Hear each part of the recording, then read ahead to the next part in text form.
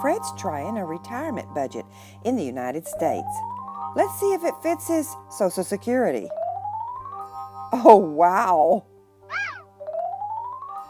The budget is so big.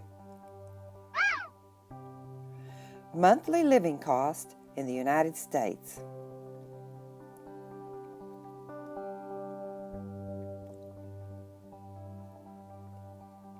Pooey, this living cost is too giant.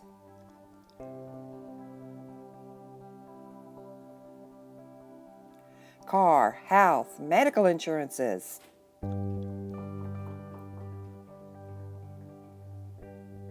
Medical prescription cost.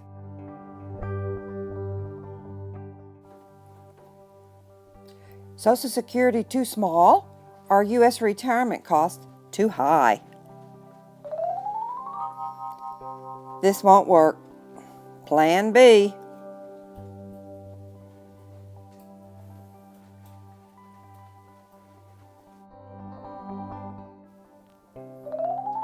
Cindy's trying an expat budget. Nice and roomy budget in Mexico. Wiggle room for my Social Security. Come hear our story. How it was. What miracle happened. How amazing it is now. Stay tuned. We're gonna hang our dirty laundry on the street.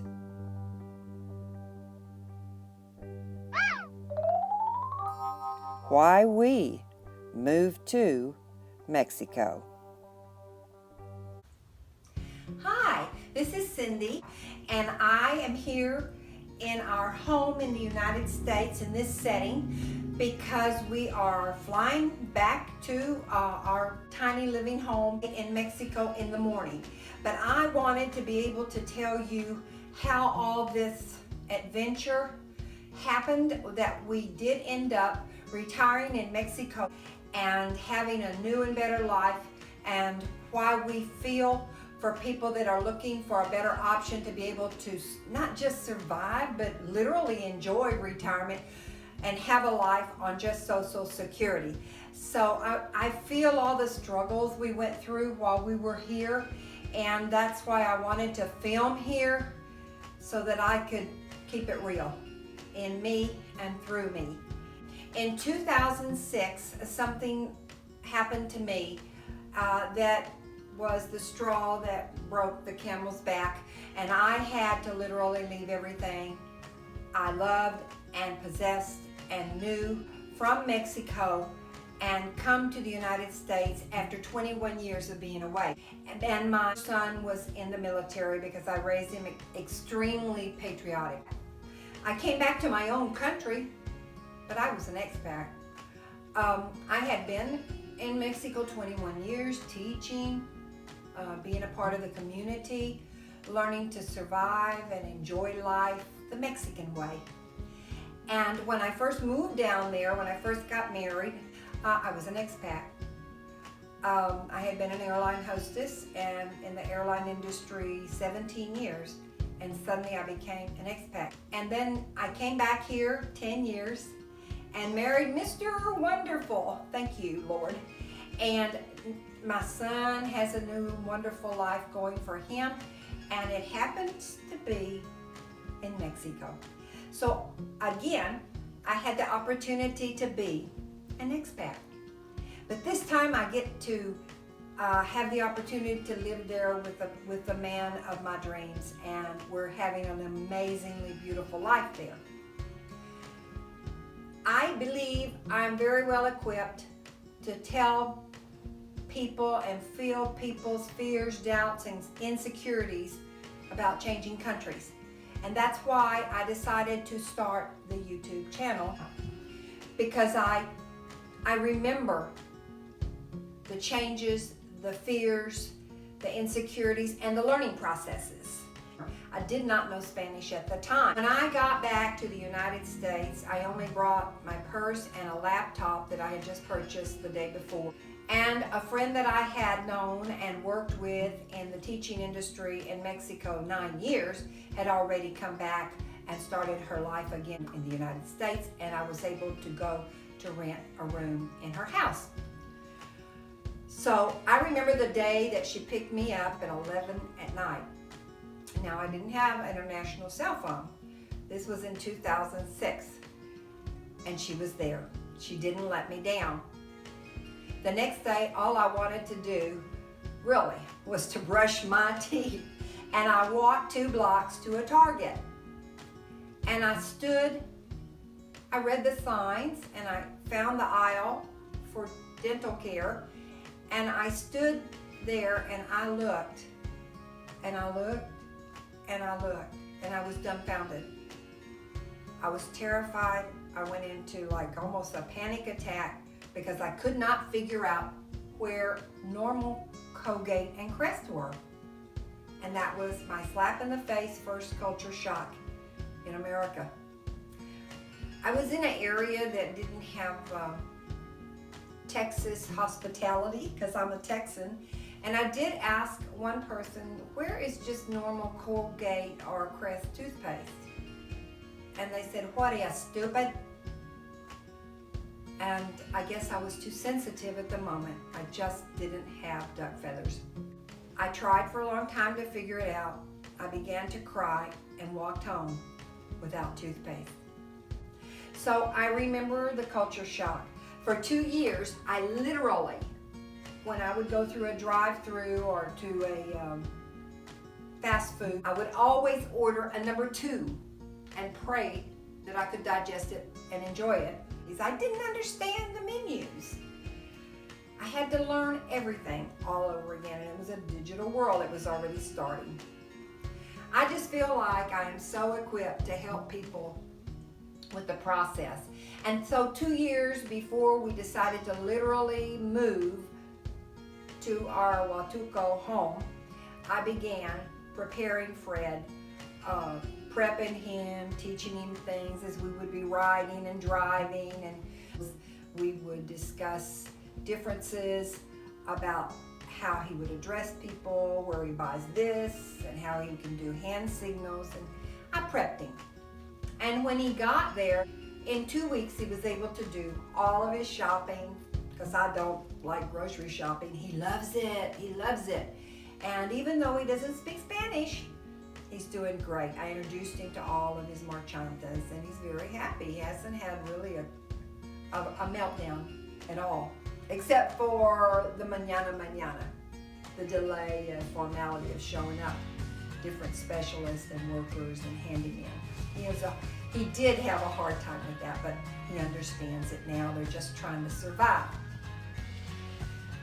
So how it was, well, we got married, and I met him, and we got married in 2007. He had been a millionaire, and because of 9/11, he had lost 3 businesses up north. And suddenly, he was not a millionaire. And I came with nothing, so I was not a millionaire. And we had love, we had the same higher power, and we had sobriety, and we had strength to start a new life, and we did that. We built this home in 2009, cinder block, because my son and I love cinder block homes. We feel safe in them. Wooden homes. He was raised in Mexico, and wooden homes frighten us. And we paid this house off. We have a beater car now, paid off, and the insurances are less.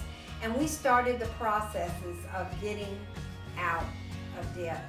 And it was a hard road. But I want to tell you about how we got into horrible debt. The doctor said that I needed to leave the Appalachian Mountains during the winter. And he wrote me a letter about that. And we had no idea how we could afford to do something like that. I am from Texas, and I said, well, let's go to Rockport area. I have high school friends. It's nice and warm there, which truthfully it isn't anymore. It got to be too wet and humid and cold in the winter months there. So that was no solution for my issue. And the whole time we would go every year to that area and try to find a house. And for one reason or another, it could never go through. We couldn't sell this house, or we couldn't afford the taxes in Texas. And we finally just gave up and said, you know what, God, we believe you have a different plan for us, and we just thank you in advance. We thank you. And he did. The first time that we went, we had been doing audits on restaurants and menus and different mystery shopping. And for years, Fred had been doing mystery shopping in hotels. When he was going up to New Hampshire to see his family and coming back, he would go staying in hotels and writing the reviews. And he'd done this for a few years. And it was a stable company at that time. So we decided we'd book the whole 3 months of winter, and we did. And it was totally exhausting. Every single night we were in a different hotel, setting up my little kitchen, because we were bored, and eating out of electric skillet, washing the plates and packing for the next day and the next day. And we'd go wherever the shop was, the mystery shop. And that's how we were able to be there for the first 3 months. And the way it was at that time is you paid for your hotel, and then they would reimburse every 2 months the check with the payment for the hotel that you paid plus the amount of money, I think it was $20, for all the reporting. And that was our plan. But guess what? The man that had the mystery shop went broke, and we lost $2,000. And you know what we did? We wrote one of those wonderful checks and to our credit card, and we didn't have to pay the interest for 1 year. So we come back and we work and we pay it off, and we do without. And you know what it is to be getting out of debt. You do without. And you don't buy a refreshment, you don't buy lunch at work, you take your water, you filter it. We did it all. The second year, by this time, I had a good name in the new electronic merchandising business. And so I just asked, can we work in Texas? And we're gonna have to be there for my health. And absolutely. And we would work very hard. We would go, I don't know, 10, for example, GameStops and update all their Xbox demo equipment. And we would do that in one day. And then signage for a new product at 10 Walmarts. Can you imagine in one day we were able to rent little, like cottages or little Amish rooms and RV trailer parks for retired people in the Rockport area. And then of course our food and all was cooked there and packed to go eat as we worked all day and lived on drinking just water. And it was a sacrifice, but we weren't in the cold snow, we weren't in the ice, we were away from this area during the winter. And how would we live off this? Even being very miserly on our credit card. And how would we pay that? With that check, that wonderful check that you could sign, pay off your credit card, and not have interest for 1 year. And then come back and work and do the same thing, expecting a different result. Always looking for a place to live there. Always trying and never being able to. And then a very bad situation. We got invited to a timeshare vacation in San Antonio. We went to the presentation and ended up $40,000 in debt. Oh yeah, we messed up high time. We were pressured and pressured and pressured, and believed and believed and believed all we were told, and that's what happened. So now, not only did we have the need to get out of checks on top of checks, and then $40,000 of timeshare. It was 20, but if you paid it at the time that they appropriated, it would have been 40. And we were in a mess. And we were getting older, really older, and we needed help. There was no way we could ever retire, and we could not figure out how we could survive. Here, even pay in the Appalachians, even paying the heating bill in the winter. And I'll let Fred talk to you about taxes and insurance and medical costs. He was overwhelmed too. Do you see that picture? I was given this picture when my first book that I wrote was in a interview for books, for Christian books. And I'm an addiction recovery coach, and this is a bondage. And that's how I felt. All bondages are the same, whether it's addiction or poverty or debt or achy, sore, exhaustion in your body because of weather conditions or age or not ability to have the proper fruits and foods. They're all bondages. And this is exactly how I felt and my husband felt. And we needed freedom. We needed this to be dropped. That's what we needed. So we're going to go up to New Hampshire and see Fred's family. And our son was home from his job where he's gone 30 days at a time, comes back, goes back. And he was home. It had been planned that he was going to go with us to meet Fred's family. And we're getting ready to drive out of the driveway. And I said, you haven't even packed. You need to get packed. And Fred said, leave him alone. I said, he's got to get packed. Son, you got to get packed. And he walks out to the car and he said, Mom, I'm not going with y'all. And he said, I'm going to Mexico. And Fred looked at me and he said, leave the boy alone. He's in love. We'll see you later, son. Have a great holiday. And as we drove out, he said, haven't you noticed that your son's always on Skype at night for hours and hours and hours speaking Spanish? Well, yeah, with his high school friends. Oh no, this is serious. 3 days later, he calls us and he says, Mom, I met this girl in my hometown, our hometown, at high school at 2 different parties.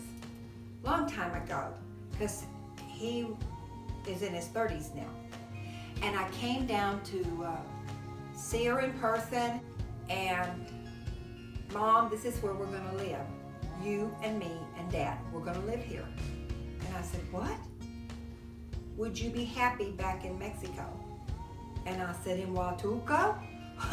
Yes, I used to take you there when you were a little boy. It's absolutely amazing. But we can't afford anything like that, son. And he said, you're going to retire here. My girlfriend and I have figured it all out with a calculator, the food, the electricity, the rent, everything. And even her uncle has apartment buildings. And you're going to be fine. You'll have money for savings too. And I said, I can't really believe that. He said, but you've got to get debt free. You can't have one debt. Not one debt. Okay. And I speak Spanish, and I talked to her, and she said, yeah, it's true. We worked it out. And I went, oh, wow. This is wonderful. Let me talk to Fred and see if he wants to do that. Fred looked at me while we were on the phone. He says, well, yeah. If it's anything like Aruba, I'm going for it. So I said, okay. So that was miracle 1. Him falling in love, finding her on Facebook, a little girl that he had met twice in high school. And miracle number 2, we needed to get out of debt. How do you do that? So we prayed, and we got a job together on a team traveling the tri-state of the Appalachians, resetting grocery stores. Hard labor. You better work fast, and your mind is like putting crossword puzzles together all day long. But we had each other. And we were not in our home about 5 days a week using water, electricity, heating. I didn't even have to wash my sheets. Somebody else did it for me. We were on eating expenses. We weren't buying food, going to and from work. We were getting mileage. Our gasoline was being paid. And that was a miracle, a total miracle. And then on the weekends, we would come home, sometimes 4 or 5 hour drive on Thursday nights. And we got other jobs on Fridays, Saturdays, and half of Sunday, doing our regular brand ambassador work because we're well known for that and we're called for it quite a bit. And we worked. I was like 68 and 69 years old doing this. Yes. And meanwhile, we were butchering it off, killing the debts, killing one at a time. I'd say, let's kill them. Let's kill this one. Now we'll kill this one. Now we'll kill this one. And so that's what we did. And meanwhile, now our job had 10 days off without pay, 3 times a year. And we could go down and start. And the first time we went, we rented her uncle's apartment that his family had used. And we said, we'll just start paying for it. I mean, the only thing we really need to do now, we've gotten to such a point that we just needed to get out of the timeshare. It was this was how the timeshare was, just like this. Another miracle. On Facebook, an announcement comes up that somebody was going to go to a church 60 miles from here, and they were going to give a conference that Saturday night on getting out of debt, a Christian conference. And I had to work, and I messaged in Facebook, I can't go. I need to get out of a timeshare. Can somebody ask them for me? I'm in such need and desperation. Bing, I was answered like that. Oh, well, that's no problem. The pastor's mom used to work in a place that does that type of service. And I thought, oh wow. Because I've been looking and almost signed up with 4 other services. And one of the 4 other services was literally suggested online by a Christian organization. But this was the one, and we are no longer in that horrid situation. That was the last thing we needed to get rid of. So, can you imagine? I used to use this. It's for my computer mouse, and I would use it and look at it, and I always thank God that that's where we were living. And this was before our son even told us that he was communicating with a girl in a city just like this. Now we live there. Isn't that vision boards? Vision boards. And then this was a vision that I put up. His Prius, and we sold it. Yay! Vision boards. And then this is actually the vision board that I made on my iPad, and would look at it as a slideshow every day, my dreams. And it says debt-free in 2017. Isn't that amazing? And it has a lot of things about, my books and being able to speak and help others, but which I thought was going to be addiction recovery from chemical dependence, but it's not. It's recovery into a new life from poverty because of having to live just on Social Security and not being able to make it. So we made a promise to each other, Fred and I, that we would become transparent and help others to make that decision on their own. That's between them and God. And this was the last one. There you go. Canceled on our timeshare. Canceled on our timeshare. This was a vision board, but it is a fact now. And I consider all those things great miracles. And I want to go transparent with you. Rockport has a lot to do with my life. I don't even know why, but so many things. And I grew up in Corpus Christi, not Rockport. But since the very first time I went there at 10 years old, amazing, strange, miraculous incidents would happen. And, it happened the same way with my son. I have no clue why. We were all the way in the state of Veracruz, and some of his very first miracles happened to him in Rockport, Texas.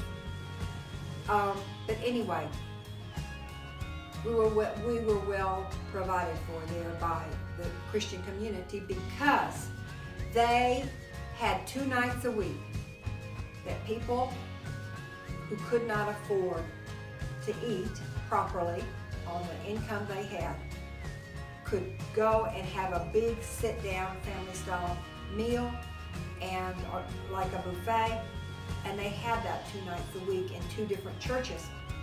And the big church kitchen and dining hall had a schedule where different churches would have their night during the month to feed people like Fred and me. And that's where we ate.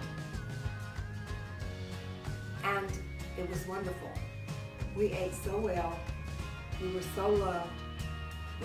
They served us. They served us. I'm an airline hostess. I understand serving someone. And I got first class service. The poorest of the poorest were there being treated, platters of gold and love. And there would be music, piano music, banjo music. It was a lot. It was twice a week, and it was a lamb light in our week. We had to watch every penny. And that was before the miracles happened, when we were trying to get me out of the winter months so that I could be healthy. So I went transparent. People in our family are going to see this, and they never knew, because we felt, and we feel now, that those were gifts from God. And through it all, we continue to help others. Our commitments that we had for donations and helping this rehab and tithe to this church, we didn't stop that, because you can't outgive God. You just can't do it. He fed us. Now, what about all this time that we were working so hard? We stopped going to Texas and started working to get debt free. Well, we were in hotels, and we were with heating and air conditioning and freezing in those grocery stores. I was freezing with the best of winter clothes that my son provides. I was freezing in those stores. I'm so glad never to work in there again. But I was not sick. I think the wellness drink I took every morning has a lot to do with it, with all the antioxidants in it. But that was our miracle. So that's how it was. The bondage, the debt. And this is how it is now. We're in a place that a lot of people speak English, and I just want to tell you how wonderful it is to wake up early and go meditate at the beach and go shopping for your produce that day, because if you buy produce in advance, it's so ripe, it spoils, so you have to go every day. And Fred and I are having a blast making these videos for you. That's what we want to do. We want to share our energy, our good fortune of blessings. We want to share those with you, and we want to encourage you that you may not want to expat to Mexico. Maybe you just needed to watch this to bite on the bullet and get debt free, or to find out that maybe if you're in a winter place you need to move south. I don't know. However this video has helped you, I'm very grateful. And I'm more grateful that you watched it, because I know it's not short. I'm more grateful that you watched it, because I know it's not a short video. And later on, I'm going to ask Fred to share the fears, doubts, and insecurities that slapped him in the face about insurances and expenses we had no control over, that none of us really have control over in the United States right now if we're baby boomers. So thank you for your audience and love you. That's it. Be sure to subscribe to learn about and to learn about Huatulco retiring in Mexico also, because we do share 25 years experience with you. Do you need a virtual mailbox so you can take care of business and personal communication on a daily basis? Are you interested in expat or nomad insurance that's highly affordable? Click our links below. We'll be back soon.